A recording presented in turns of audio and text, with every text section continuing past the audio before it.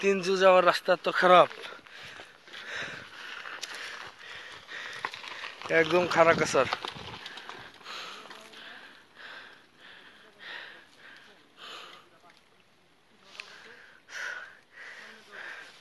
যে একবার আসছে সে আর আসবে না এখানে।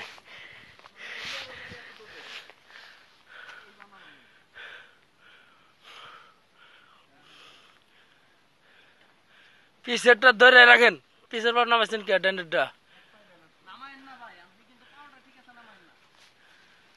পিসেরটা ফুল, সামনেটা হালকা মিডিয়াম।